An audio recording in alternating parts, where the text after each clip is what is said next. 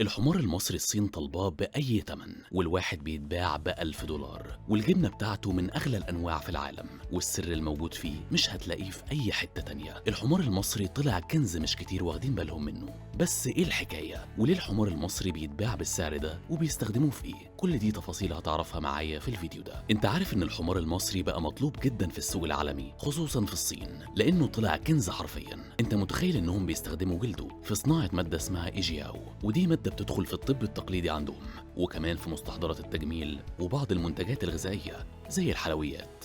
أيوة، زي ما سمعت كده، الحمار بيعملوا منه الحلويات. وبحسب دراسات انتشرت إن الطلب على المادة دي زاد بشكل كبير جدا خلال السنين الأخيرة، وده خلى التجار الصينيين يدوروا على مصادر للجلود في الدول النامية زي مصر والهند وباكستان، وده على حسب موقع المصري اليوم.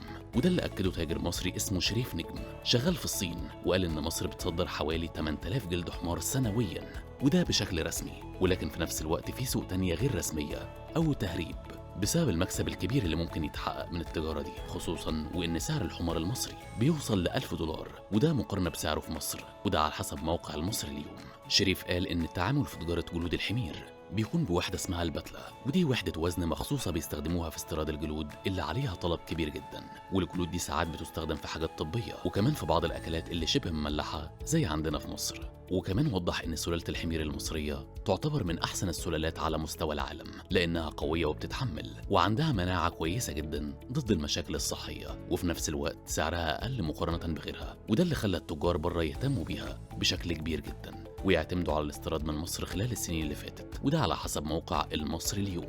ولكن مع زيادة التجارة بدأت تظهر مشكلة تانية، وهي اختفاء الحمير بشكل واضح في مصر. والأرقام بتقول إن عدد الحمير كان أكتر من 3 مليون، ودلوقتي بقى حوالي 1,000,000 بس، وده انخفاض كبير في فترة قصيرة جدا. وهنا نقيب الفلاحين حسين أبو صدام وضح السبب، وقال إن ارتفاع سعر الجلد اللي بيتراوح بين 300 ل 600 دولار، وفي بعض الأحيان بيوصل ل 1000 دولار مقارنة بسعر الحمار نفسه، بيخلي بعض الناس تلجأ للتخلص منه، وده علشان تكسب من الجلود، وده على حسب موقع المصري اليوم. نقيب الفلاحين قال كمان إن الفلاحين نفسهم بقوا بيستغنوا عن الحمار، وده بسبب ارتفاع تكلفة تربيته، واعتمادهم على معدات حديثة زي الجرارات والتوك توك، فبقى سهل بيعه للتجار. يعني اختفاء الحمير مش سببه حاجة واحدة، ولكن مجموعة أسباب أهمها التجارة والفلوس. بس اللي ناس كتير ما تعرفوش إن الحمار مش بس قيمته في جلده، لا ده كمان في لبنه. لبن الحمير بيدخل في منتجات غالية جدا، وأشهرها نوع جبنة بيعتبر من أغلى أنواع الجبن في العالم، وسعر الكيلو منها ممكن يوصل لحوالي 600 دولار، لأن إنتاج اللبن قليل جدا،